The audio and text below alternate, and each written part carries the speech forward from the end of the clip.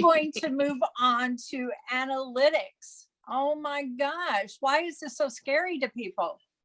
You know why? Because they confuse activity and results. And activity is easy to measure. How many calls somebody makes, how many emails they send, how many appointments, right, they have on their calendar. Like, that's activity. But it's harder to measure. What are the results they're getting, right? What are the results we want them to get? Like, that is more cognitive than it is check, check, check, check.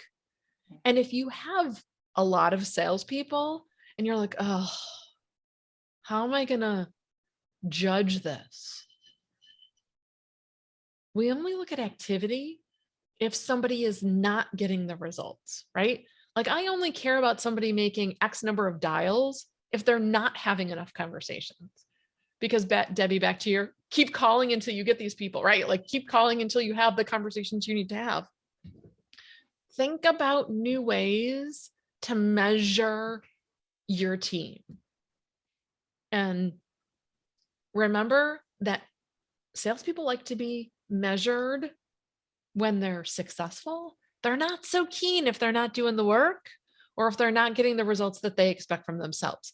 So I've seen some sales managers and business owners who are sales managers, reluctant sales managers maybe, be accused of micromanaging. Yes.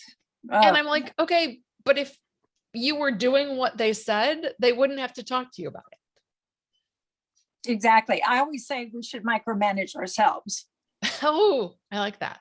I like that a lot. Then we don't worry about them because we're actually getting it done. And the other thing about analytics is that results versus activities. Lynn, of course, knows, and Chris, I wrote a book called The Field Guide to Sales, and I wrote that because of sales forecasting, back to, having a plan. And, people don't want to look at it until December. Well, this whole analytics is, sales forecasting is a part of that, but all these other things are too. And so looking at them on a daily basis, on a weekly basis, you can't get too far astray of what it is you set out to do 12 months from now if you're looking at it all the time. But if you set it all up in January and don't look at it again until December, the likelihood of hitting it, lucky you if you do, and the Powerball is available tonight, but, it's probably not going to happen. So analytics is one of those things that I wish people did understand more, paid more attention to, instead of looking at them like, they're afraid. And also, what is analytics? It's also about accountability. And that is very hard for people sometimes.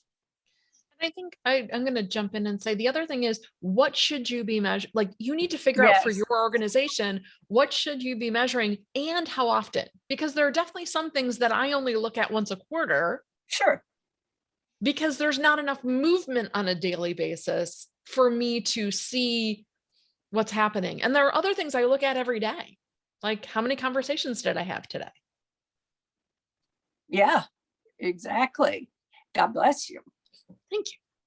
So I'm just going to say one last thing about expectations, and actually the other piece of that is making sure that salespeople see that part of their job is CRM. Oh, yes. Okay. Just because you know it in your head. So I don't even remember who I worked for, but in addition to racing cars, I'm kind of a beer girl. And yes, she is. One of my managers once said, if you get hit by the beer truck, someone needs to be able to take care of your customers the way you would. Early in my career. And that's kind of what I think about. Okay, I need to put data into the CRM. So if I get hit by the beer truck, someone else can take care of the customer, that we're not going to lose a deal. We're not going to lose an account. We're not going to lose an opportunity, because someone else can pick up where I left off because they can tell what's going on. Oh, that is so powerful. And this is what happens sometimes when people leave the company unexpectedly, is all that intellectual property goes with them because it has not been documented anywhere. They have it in their mind, but they haven't documented it. So if you do get hit by the rear truck, somebody else can pick up and the company can go on with your customer.